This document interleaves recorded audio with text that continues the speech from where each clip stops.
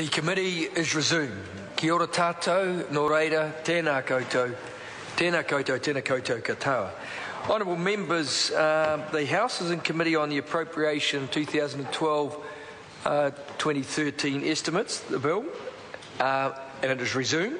And before the dinner break, the Honourable Member Jacinda Ardern was speaking and addressing the House. She was debating vote social development, and she has 4 minutes remaining if she wishes to seek the call. Thank you, Mr. Chair. I was indeed. I call the Honourable Member Jacinda Ardern. Thank you. I was indeed addressing the House before the dinner break, and I do want to come back to the issue I was touching on, which was introduced by the Minister from the Chair, and that was the issue of vulnerable children and the release today of the summary of submissions on the Green Paper on vulnerable children.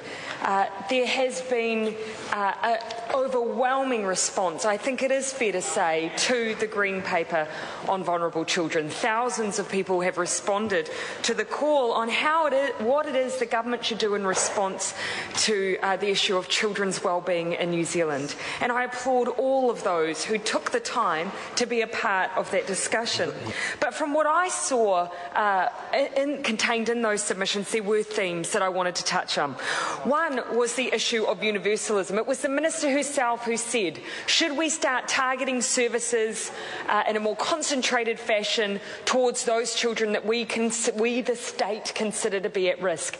An overwhelming message from submitters was we need to exercise caution in doing so, because in fact even the notion of vulnerability is very fraught. By default, all children who are vulnerable, all children by default almost are vulnerable and by their very nature, and so narrowing and the targeting of services is a fraught business, and we need to exercise caution there.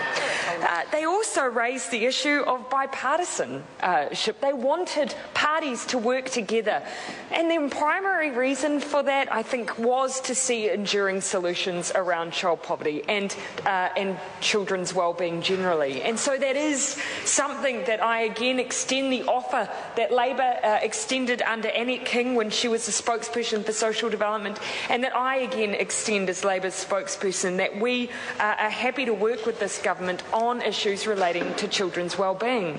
But I do so with the one disclaimer. We think the bar needs to be raised. Now, the Green Paper highlighted the issues that the national government wanted to focus on when it comes to what it perceives to be vulnerable children.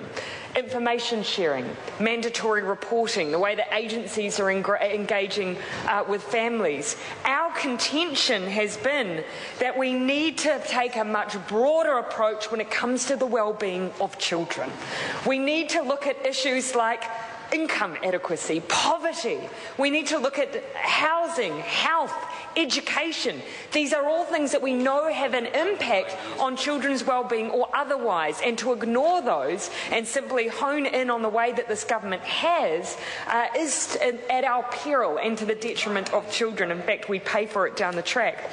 If I were to pick out one issue in particular that Labor Party, as part of its core fundamental values on fairness and social justice, is concerned about, that is the issue of child poverty. And I asked the Minister in question time today a very simple question: how many children in New Zealand are living in poverty? The answer was, we don't have an official measure in New Zealand. Now, my question would be, if UNICEF is able to produce a scorecard by which it measures every OECD nation on what it considers to be a fair and reasonable measure of child poverty, surely this government, if it claims that poverty is a priority issue, surely it would have at least an interest in knowing how many children in this country are living in poverty. But the message that we got back from the Minister today was that knowing how many children are in poverty is not a priority. I really question, if the Minister doesn't want to know how many children are there, how is she possibly concerned with even getting them out of that situation? And forgive my cynicism, if this government is unwilling to at least put a figure on this issue or even try, we are never going to at least see a target around the 270,000 children. I call the Honourable Member Sam Pisata Lutuinga. Malo Soifua. Malo Soifua, thank you, Mr. Chair. Sir,